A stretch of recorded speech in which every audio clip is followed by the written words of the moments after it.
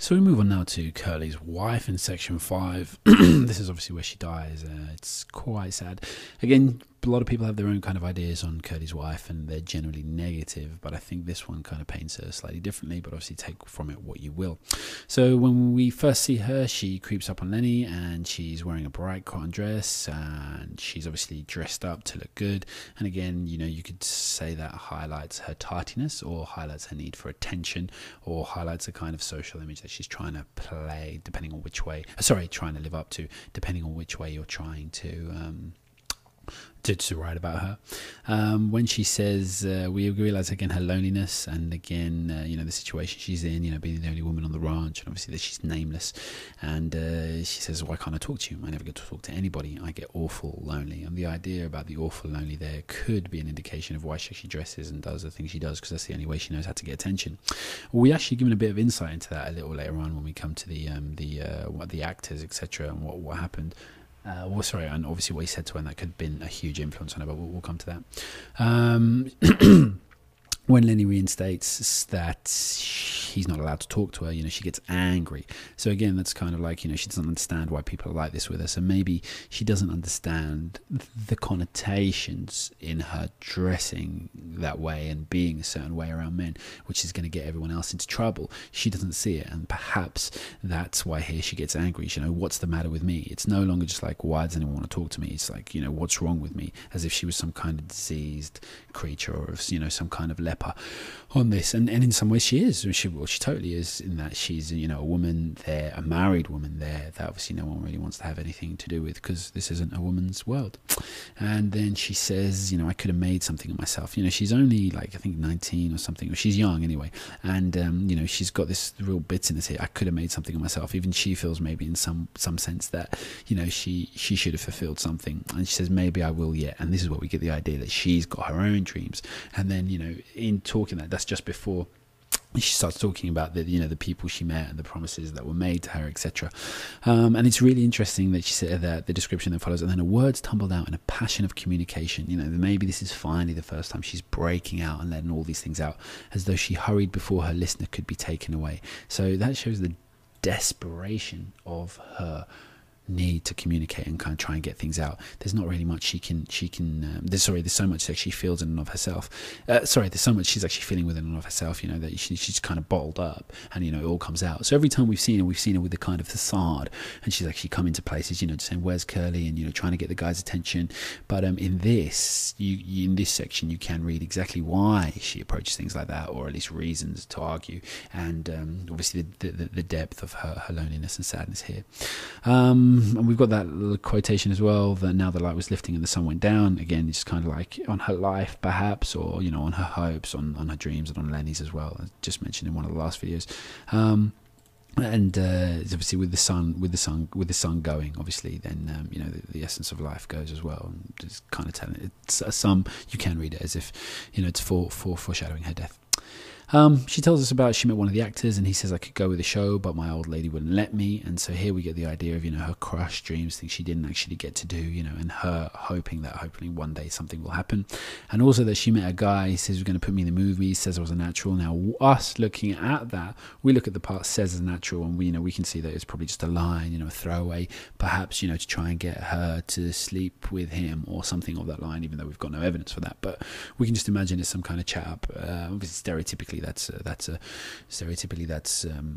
cliche, that someone was going to put you in the movies and says that you're a natural for the movies.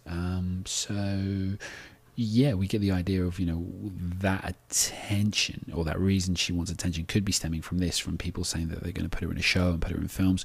So maybe she's got a great association, or a really damaging association, with the way that she looks, in terms of how she wants to be seen by people, and therefore she thinks that's the only thing that people actually see in her. So when she actually starts, and then it makes more sense as why she actually gets all her words out really quickly here, because these are actual emotions and feelings, or a history. She's trying to tell someone something more than just physically, than the way she looks. She's actually trying to connect with someone here. Unfortunately, she picks the wrong person to try and connect with. So obviously, just in case I haven't mentioned it, that was obviously her dream, which is faded into nothing. And then again, we realise how much she's confiding in Lenny, etc. She said, I ain't told nobody this, and she goes, maybe I shouldn't. I don't like Curly. He ain't a nice fella. She tells us what we already know, but the fact that she knows as well kind of shows as well, why she's avoiding him, why she's never around when he is, why she tries to get other people's attention, etc., etc., etc.